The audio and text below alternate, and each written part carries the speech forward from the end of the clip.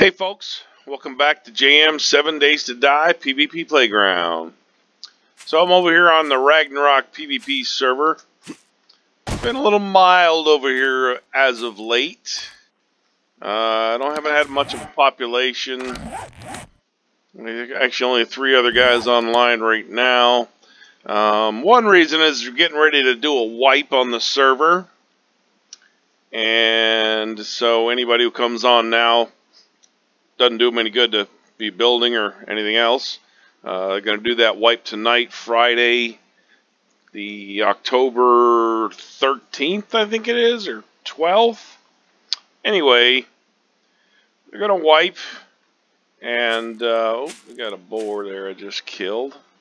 I wanted to show you a few things about my tower base that I have right now. Before it gets wiped, I want to get it recorded for posterity. Anyway, there it is. We call this the America Tower. You heard it, folks. This is America.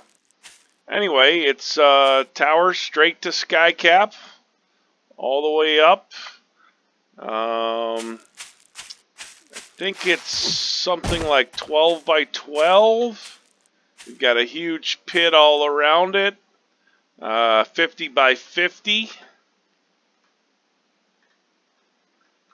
Obviously, we got the American flag right there on all 4 sides. I didn't put that on, but I certainly didn't object when one of my base mates did it.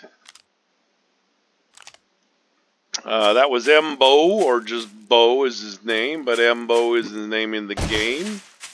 And also Rapid was living in this tower with us at the time as well. The 3 of us started out as allies pretty soon in the beginning of this seed, and we stuck together for the seed, the entire seed. Lately I've been the only one playing. You know, everybody's got their own issues. You do what you can. Anyway, if you're kind of curious about what those things are poking out from the sides of the tower there, I call them fingers. Somebody else, Bo, called them arms. Anyway, you can see when we go in later, which you can't see now, but there's a very good reason for those items. We're going to go ahead and make some scrap frames, at least one. Go ahead and make a few. And I'm just going to assume you all know about land claims. And you can see how it's green when I try to put this down, which means I can put it down. As I go farther away from the base, it's going to turn white. That means, yes, I can still put it down, but it's not in my land claimed area anymore. So an enemy of mine could put a block there as well. Now this is pretty far away from that base. You'd have a pretty tough time building a nerd pole right here all the way up to sky cap and then somehow trying to get into that base.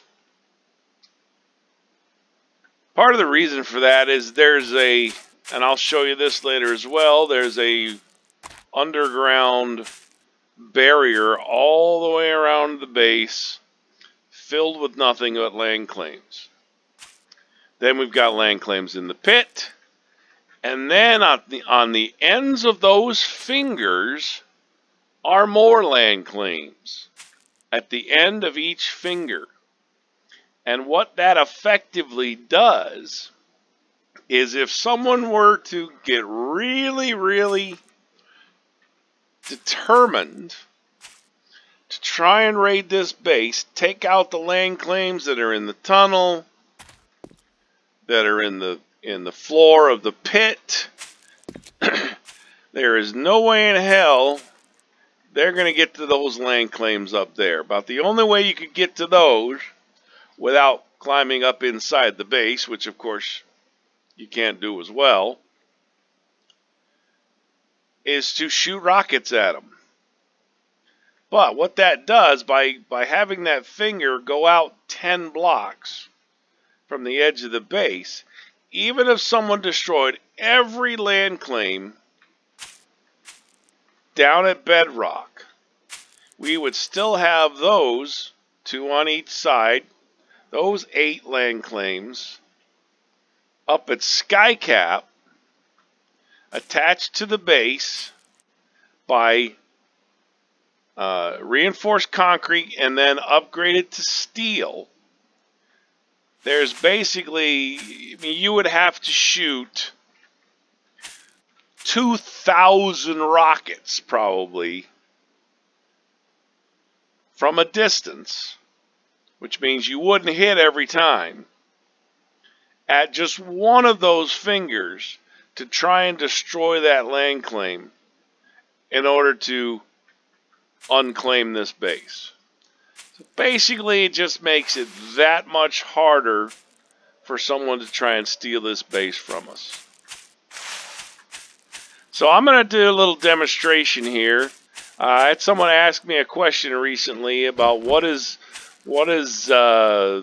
claim jumping, or what did he call it? Hang on a second here. No, I can't do that. He called it base jumping or claim jumping or log jumping. That's what it was, log jumping. So what log jumping is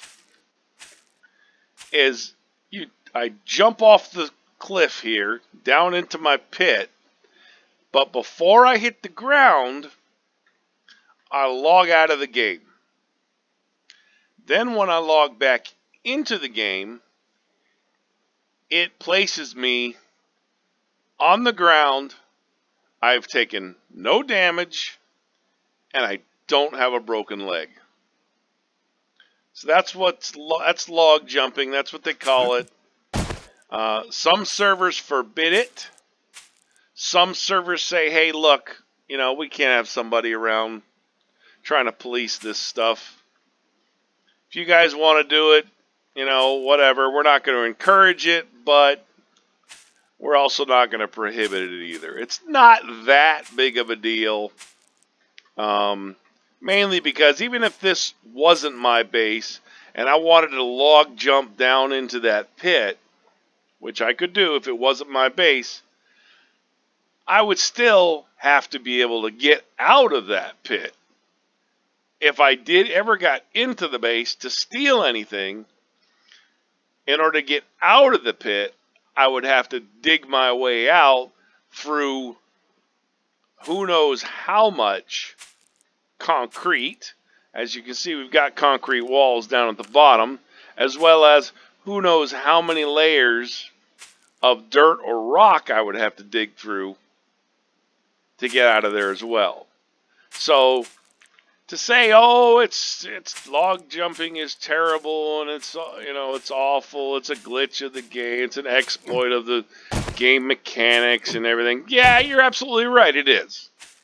But it doesn't really make that big of a difference when it comes to gameplay itself. It doesn't give you a huge advantage over another player by being able to do it.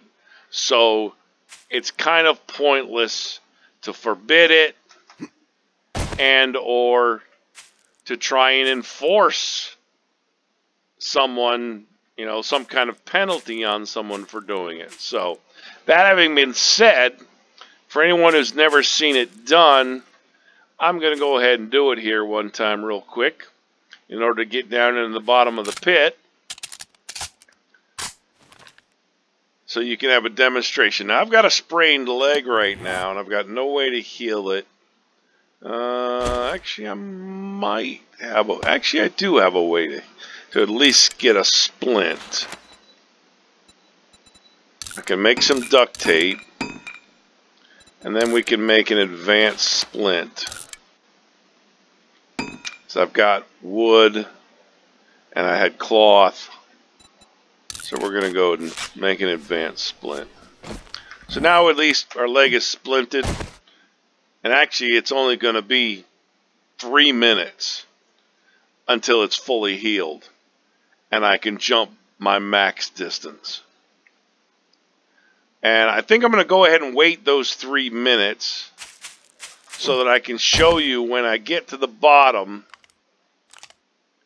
how my leg will not be broken and I won't have taken any more damage than I have right now. Let's go ahead and use this first aid bandage I've got on me. In case anybody's wondering, the reason I have a bunch of crap in my inventory, I don't need this kind of stuff though, is that I was out raiding and I died and lost my stuff. Big deal. The server's about to wipe. If the server wasn't about to wipe, I wouldn't have been doing what I was doing where I lost all the stuff. I wouldn't have been taking those risks. So I got a bunch of junk on me right now. I actually went to the trader at 00, which I actually built myself for the admin. He asked for people looking to build unique points of interest, or POIs as we call them here in 7 days. And I had an idea, and he liked it. And so I said, what the hell, let's give it a try. So he set up a very large underground area for me, and I proceeded to build a POI. And what it ended up being was a Walmart distribution center a la 7 Days to Die style that had been transformed into the Hub City or 00 City Trader. It obviously doesn't say Walmart on it. I call it Bogsmart since it's JM Bogstad. But I have a lot of experience with those kinds of things because I used to be a truck driver in real life.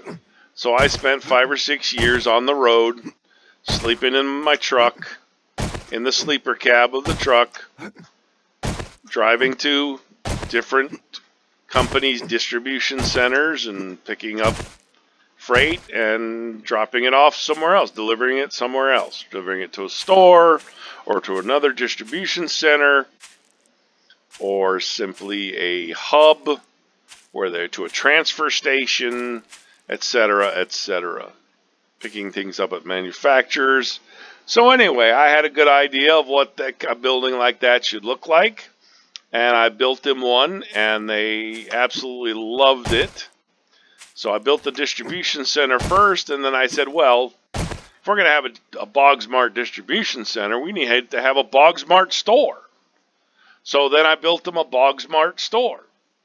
Now, it's, once again, as I said, it's 7 Days to Die style, so it doesn't look like exactly like a Walmart in real life. It looks more like a Walmart might have looked 30, 40 years ago. It's a little run down. It's older. It's using, brick and not using necessarily a lot of modern look and feel. So it's a little bit different. But if you guys ever see it, you ever come on the Ragnarok server, pretty much server's gonna use that as the Hub City Trader from now on. Now, when A17 hits, who knows what's going to happen there. But one thing about that trader is it's got lots of loot boxes, believe it or not, in the trader. And that's where I got all these dukes. I looted all those loot boxes, got diamonds and gold and silver and weapons and lots of other stuff, and then sold them to the trader himself. So if you ever get on Ragnarok, go to 00. There's tons of loot at that trader. Hopefully, if nobody else has already looted it, or if somebody's not hanging out there, I gotta warn you now. Sometimes guys will just camp the top of that building looking for other players coming to loot that trader. So, looks like our leg is now healed, and we're going to go ahead and do what we call log jumping. Alright, we're going to go ahead and run, fly across as far as we can, jump, close, exit the game. Now you see that? We logged out as we were falling down. Now once in a while, when you do this, the game will actually back you up 10 seconds or so, and you'll be standing on the ground outside of right where you jumped from. But most of the time, we'll go ahead and reconnect to the server. And when we come online, we'll be down in the pit. We don't have a broken leg, and we didn't take any damage. Let's see how long this takes here.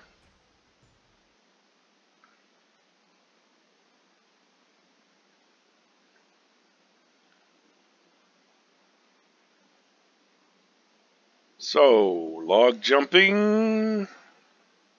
Come on, baby. Start the game.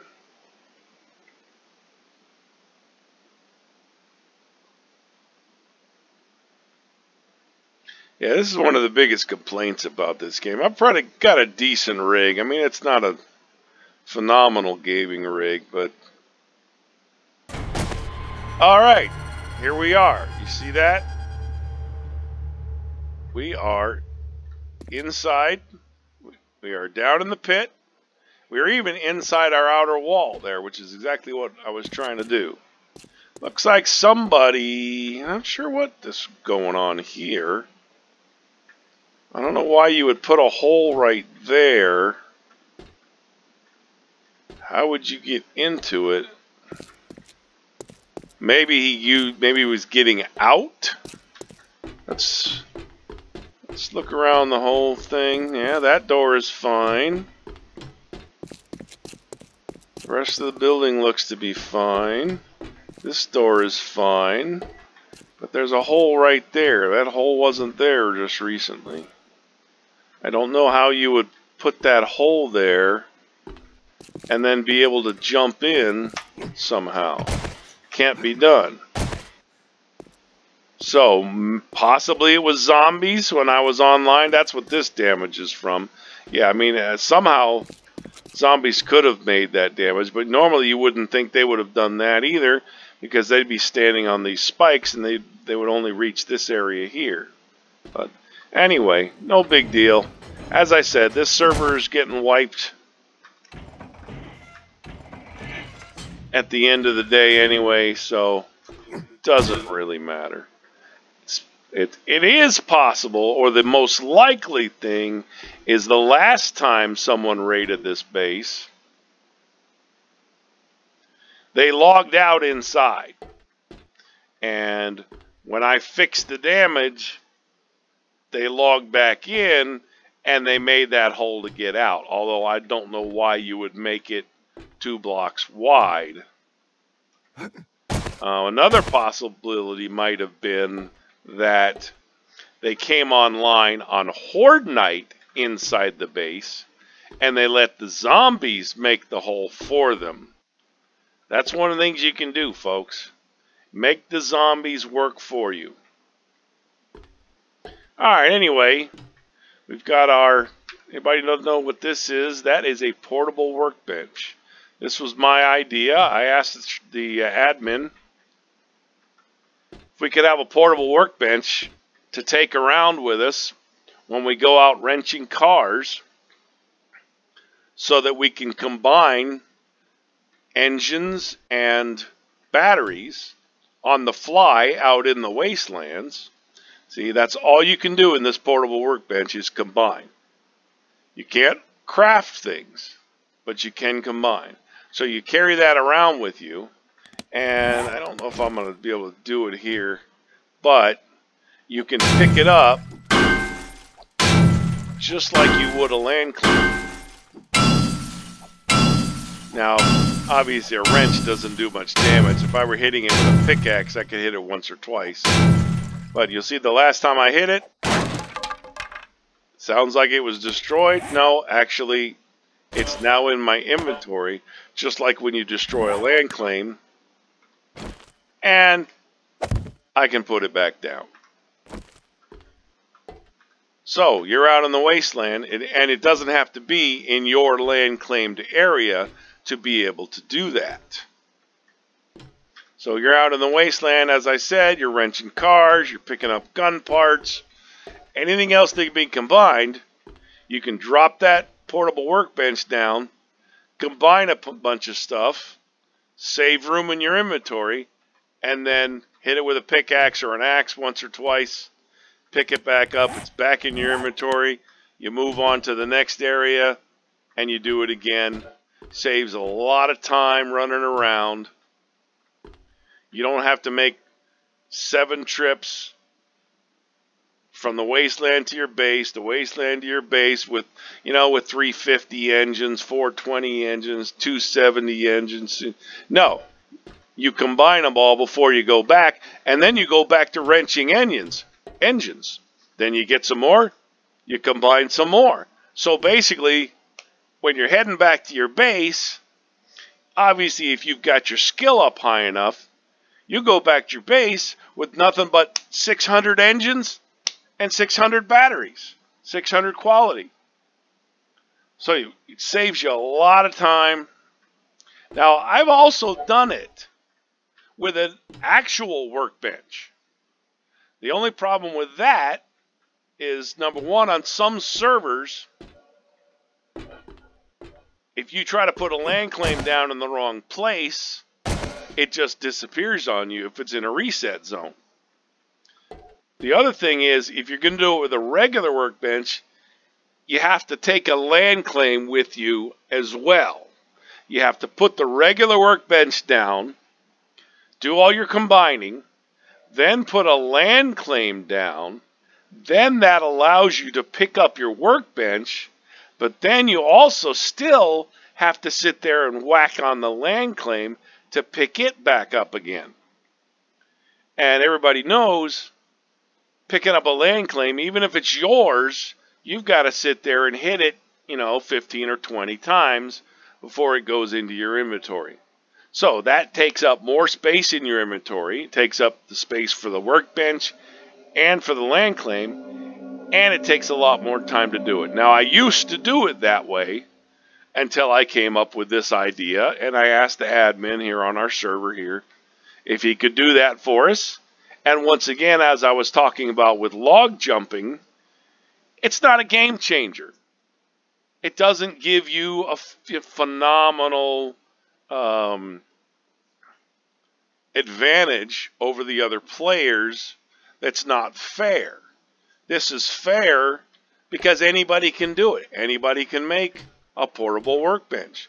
Whenever the server adds a mod, he makes an announcement, lets everybody knows it's available,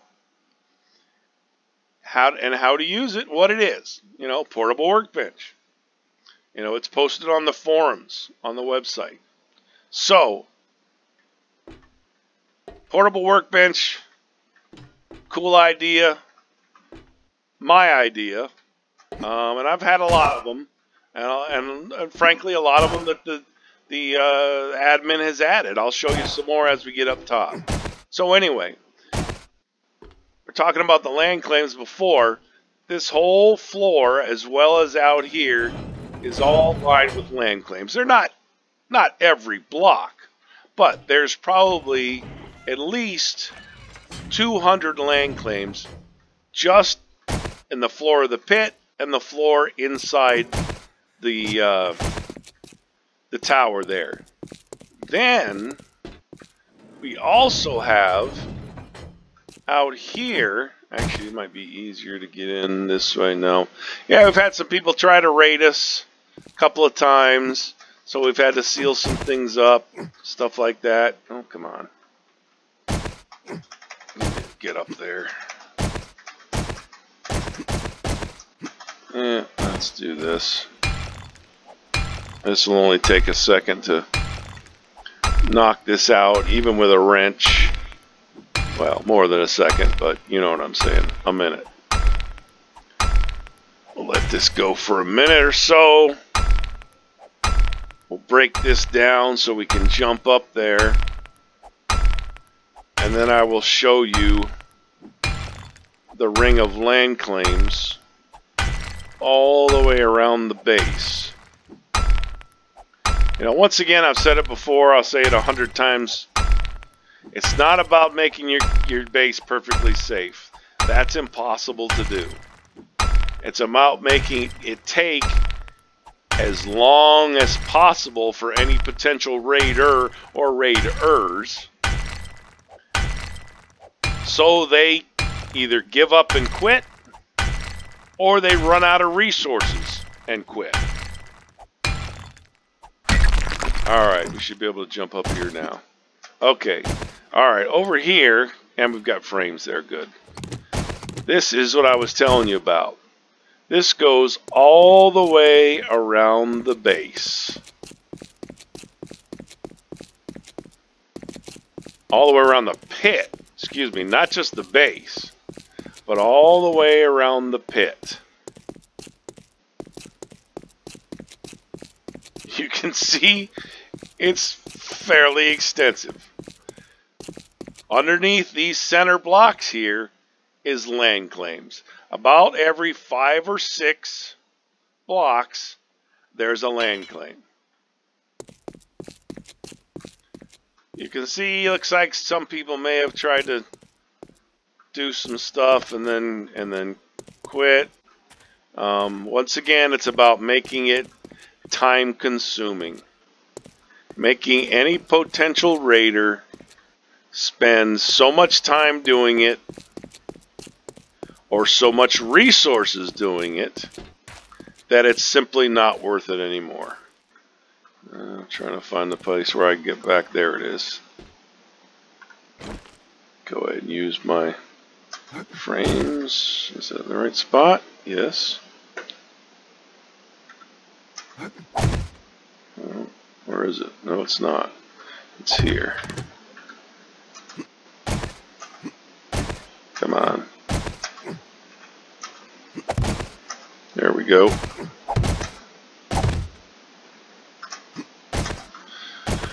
Alright, so that's the ring of land claims around the base.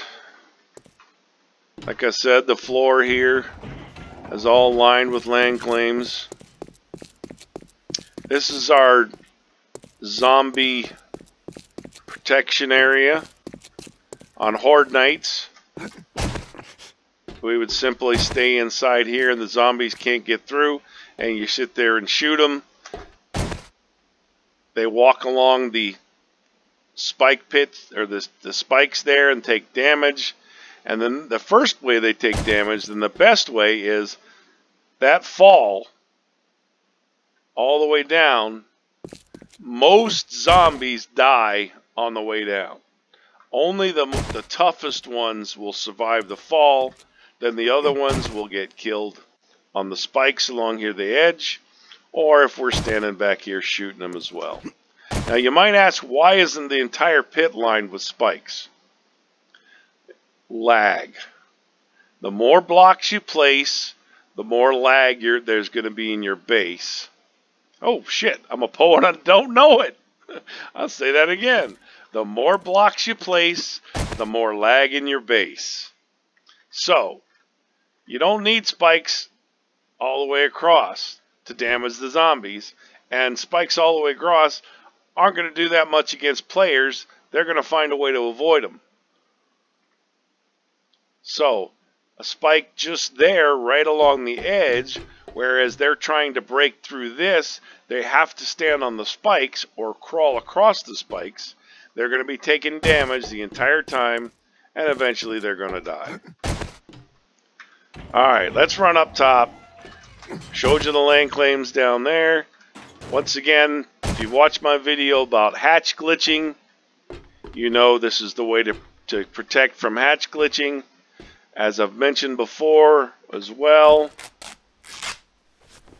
it's possible there may be a way. I've thought of a method that might work of getting into this hatch even with nothing underneath it. I haven't tested it yet, so I don't want to mention it, but when I've tested it, I'll let you guys know if it works. If it does, I'll make a video about it. I'll show you guys exactly how to do it. And to be honest with you, if it does work, there really won't be any protection against it. The only thing you'll be able to do at that time is simply put a stack of frames and frame up in your base every time.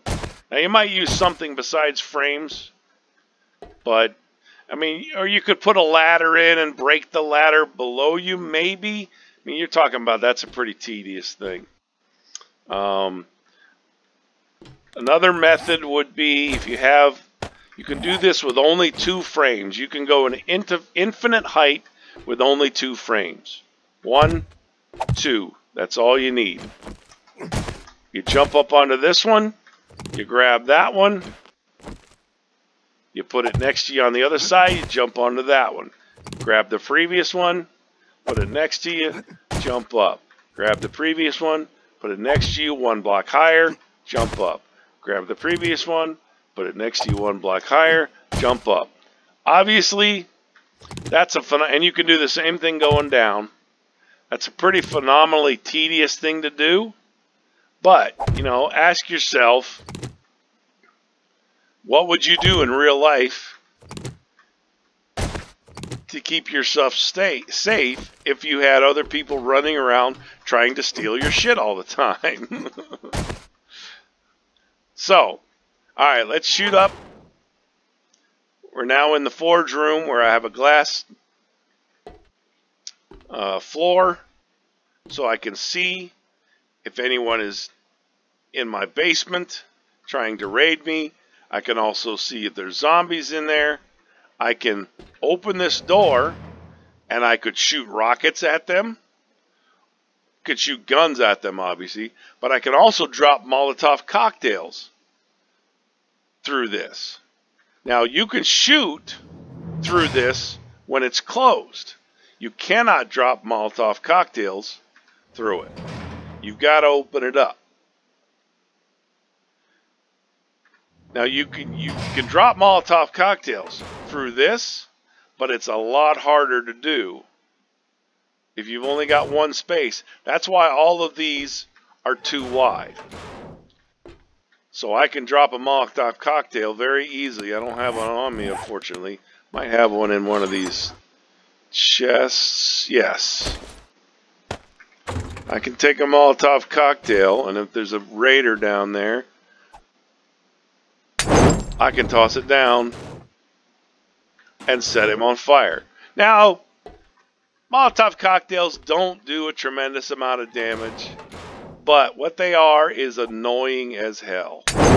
They catch you on fire, and that fire does damage over time.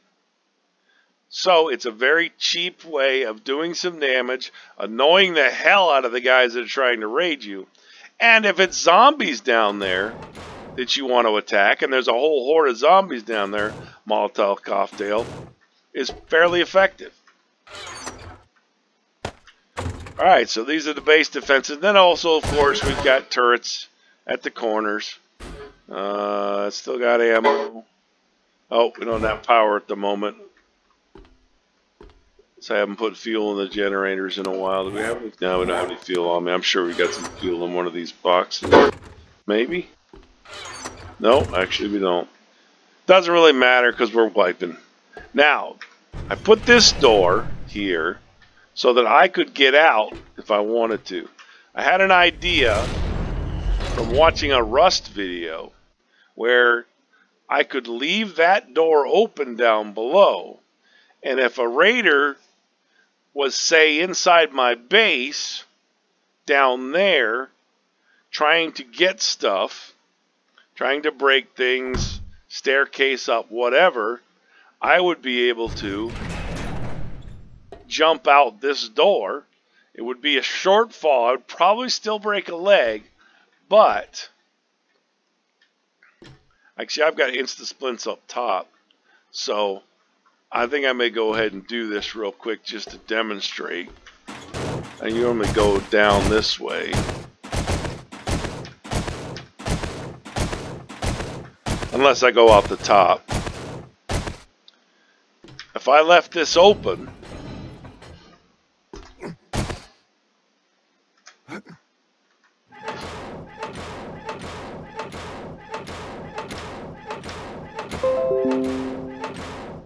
alright, and there's someone down in my basement trying to raid my base, I can come over here, open this door, I can jump down. As I said, I'm going to break my leg, but so what?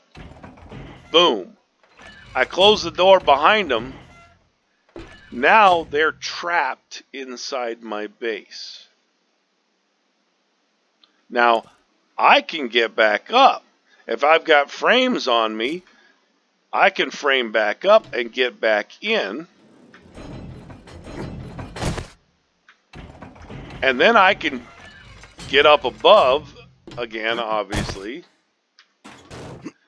And I can toy with them, do whatever I want. I can be up here opening hatches, shooting at them. You know, what could they possibly do if they're trapped down there with the door closed behind them? So that was an idea that I've had. I haven't tested it out yet because since I did that, no one has raided the base. But it's just one more thing to think about. Leave the door down below open. And if you get somebody inside, you close the door on them. You trap them inside. Alright, so once again, we've got our hatch elevator. We can't glitch into it because there's nothing underneath it. Frame is over here. You open up the second one. You jump onto the first. Close. And you shoot up.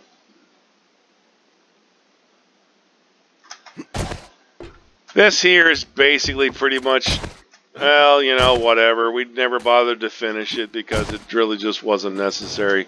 Why spend the work doing something when the base is so safe as it is? Obviously, there was some other floors there with planned expansion. We never did that either. Alright, so this is the top of the base. This is our work room, our loot room. I'm going to go through these boxes here and show you what we've got. Oh, so we got some pretty mundane stuff there. No big deal.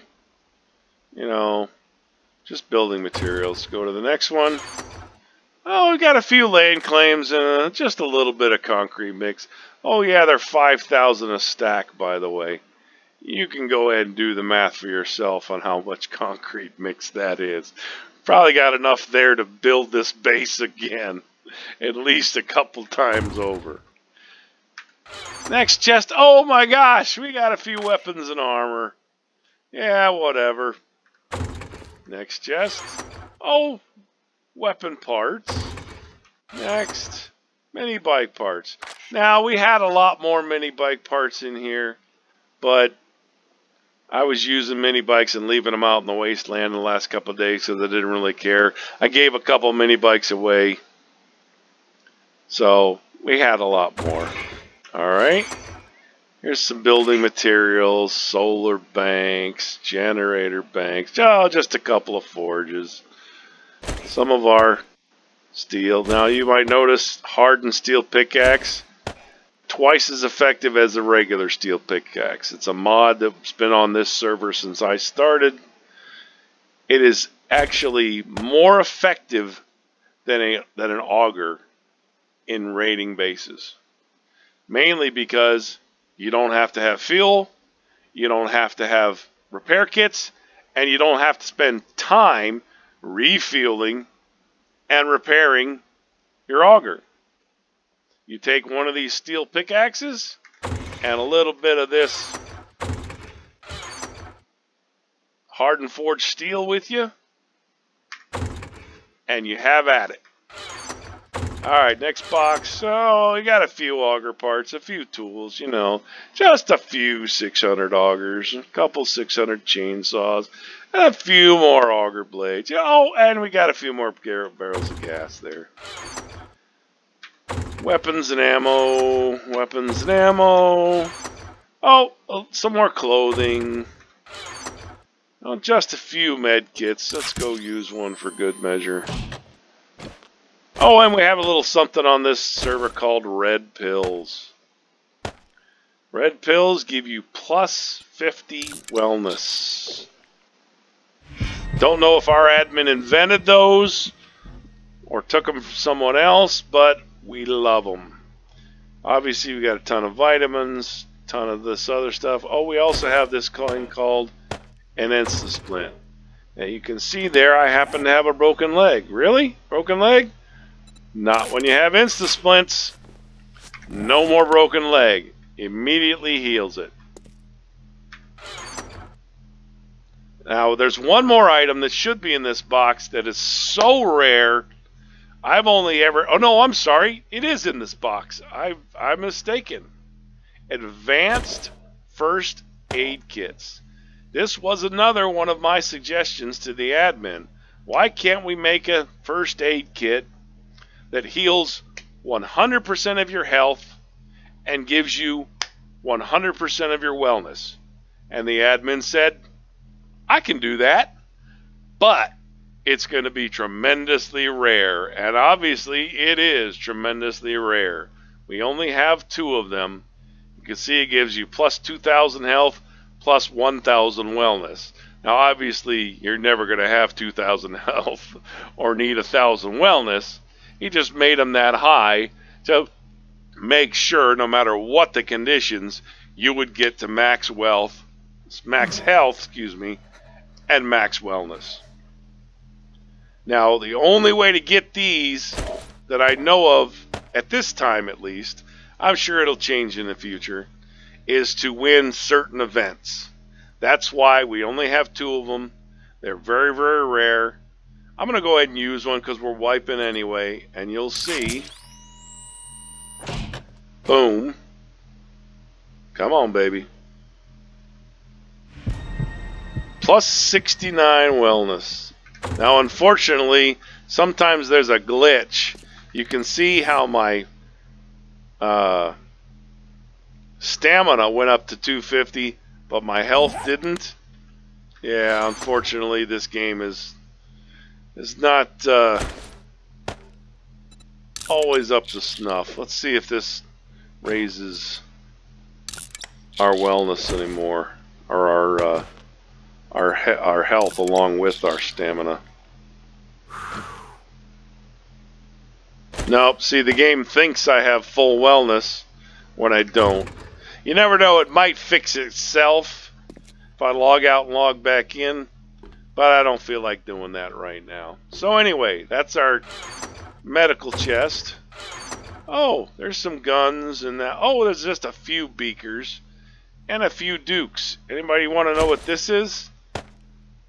Each one of these is 20,000 dukes.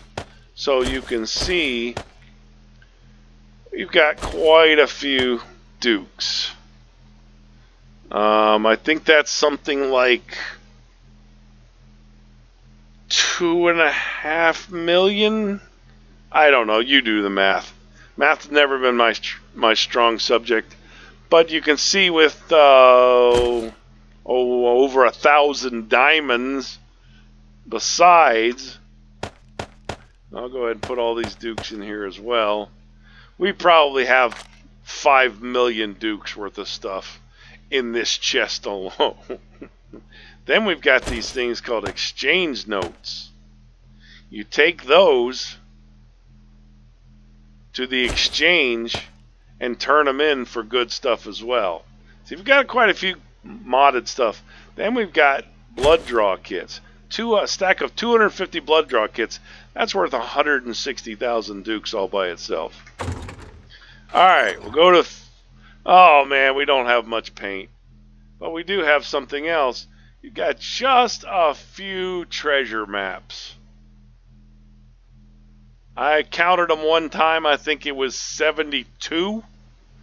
Anyway, Why do you need to go dig up treasure maps when you've got 5 million dukes or 10 million dukes, however many it is? Next chest, there's all our food.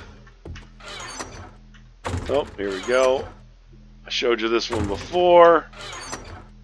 Crafting supplies, some of our 600 guns. I've used a few recently. Anybody's curious about what that is? That's a 50 caliber sniper rifle. Instead of the regular sniper rifle, it's a 50 cal sniper rifle. You can see this one has 69 entity damage. That one's got 130 entity damage. Now the block damage is the same, but shooting other players and shooting zombies, twice as much damage. Some rocket launcher parts, a little bit of ammo. I've used quite a bit of this ammo. The ammo, I had about close to 1,000 rockets in here recently, but I was out shooting them off, just having fun. Down here we've got a little bit more ammo, some more just various parts. If anybody's curious, we've got 45 caliber bullets along with 9 mil. You can put the 45 caliber into anything that takes 9 mil except for turrets, and you do a lot more damage. They're the same thing with this 454 bullet. It's the same thing as the 44 Magnum round, except does almost twice the damage. And we had the same thing with the 7.62.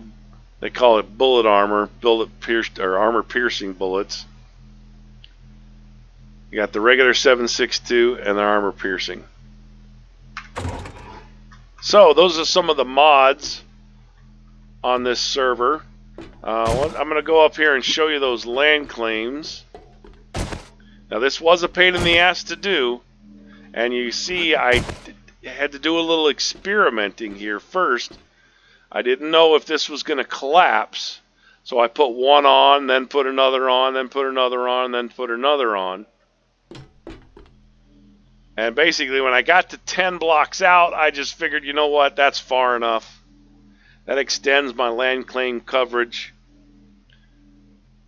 to basically 35 blocks from the wall, since it's 10 out to the land claim, and then the land claim goes another 25 blocks out. And then I made the other fingers. I didn't have the extra land claims because I didn't have to test it. Now I will tell you, in order to get it 10 blocks out, I had to put down rebar 6 blocks out, turn it into concrete, then turn it into steel, and then put 1 block at a time, 1 rebar, turn it into concrete, turn it into steel. 1 rebar, turn it into concrete, turn it into steel. 1 rebar, turn it into concrete. That's the only way I could do it without it collapsing on me. It did collapse 3 or 4 times before I got it right, but now I know. And once again, it's going to make your land claim area, even if you have 0 land claims down at bedrock, it's going to make the land claim area from the edge of your tower be 10 blocks farther out than it normally would be. On some servers where the land claim area is only 10 blocks, this could make a huge difference as to how close an enemy could build a nerd pole near your base. I haven't done this on every base I've built. This is actually the first time I tried it. I came up with the idea on the previous seed, but never had a chance to try it. We started a new seed, and so I tried it here, and it's worked like a charm. Pretty much everything we've done on this base has worked really, really well. We started underground. If you've watched my other videos on how to have an underground base and keep it safe, that's the way we did it here. It was never found while we were building. We kept everything underground. until we were ready to go to Skycap. We had all the materials we need. I calculated out exactly how much materials we need. We had that much plus another 10% just in case. And then we broke through and we built up the Skycap. There was 3 of us working on it.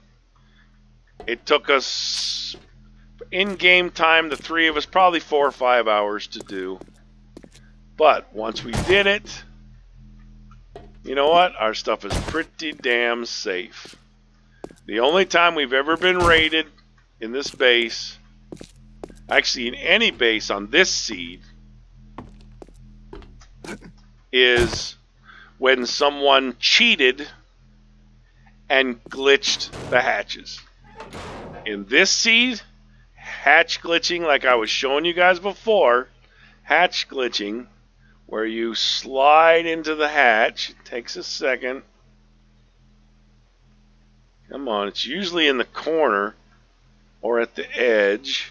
Oh, come on, baby. There it is. Slide into the hatch is illegal on this server, on this seed.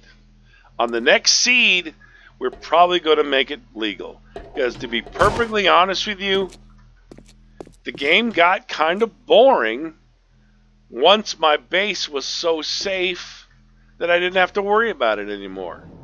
I ended up playing on other servers basically because we built the base so well on this server that there wasn't much point anymore. There wasn't much risk. We had everything. You've seen what's in those chests. We had everything you need. One more thing real quick. This was another suggestion of mine to the admin. You can see that's just a desk, but it says press E to use. Ah, look at this. Tailor station. In this workbench, in this tailor station, you can make any piece of clothing in the game as long as you have the resources. Even the BDU bottoms and the BDU tops that everybody wants to get, you can make using cloth.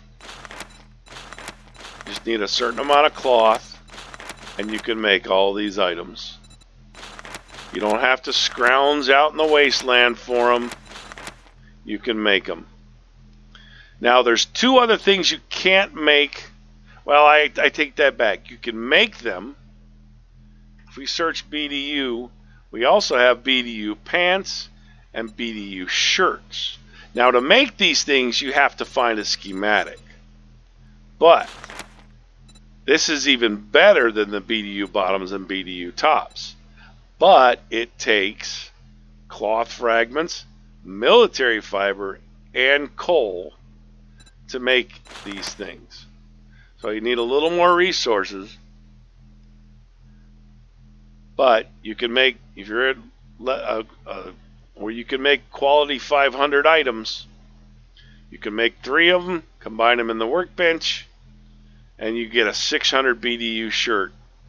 Basically, if you're fully outfitted with the full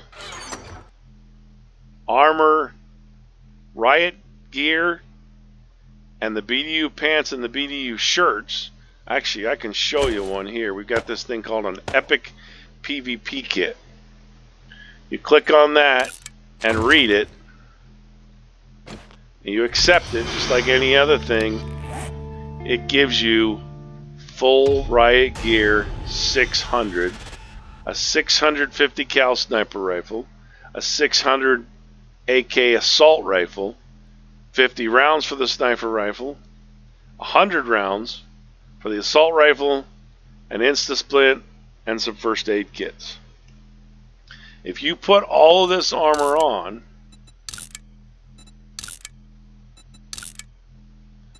now I don't have the BDU pants and shirt right now, but right now, what am I missing?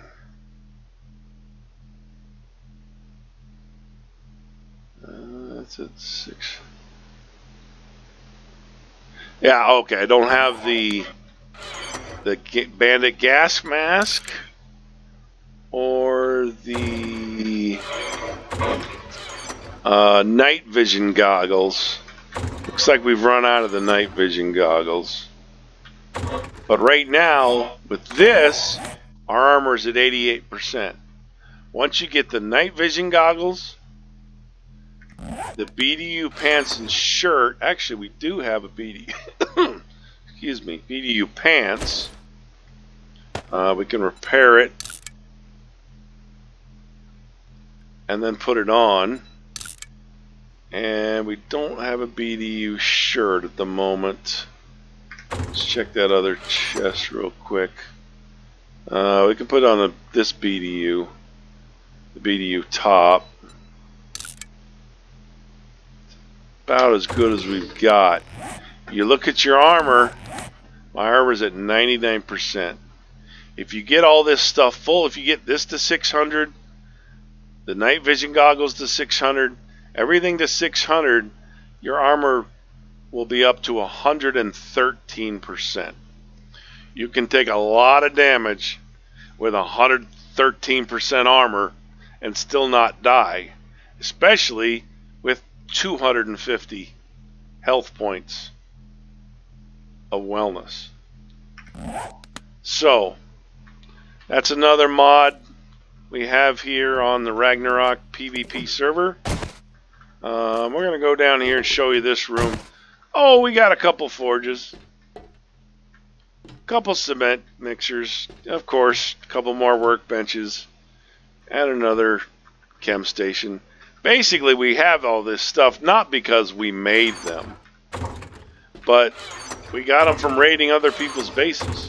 Yeah, we got just a little bit of wood in there, and just a little more cement mix.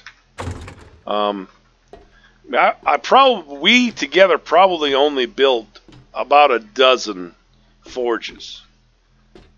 From raiding other people's bases, we picked up probably 50 more. Same thing with these things. You find the base, you take out their land claims, you put your land claim down, and you can pick up all of their workbenches, chem stations, forges, everything. So anyway, this is the base. It's pretty basic. It's not tremendous to look at, but it's tremendously safe. And that's really what you want in a base. So anyway, guys, thanks for watching JM's 7 Days to Die PvP Playground. I am JM, and this is my playground. So if you appreciate this video, you want to see more, make sure to shoot that like button just like it was a zombie brain. Get subscribed, turn on your post notifications, and wait for more videos to come out. Thanks again, and we'll see you on the server.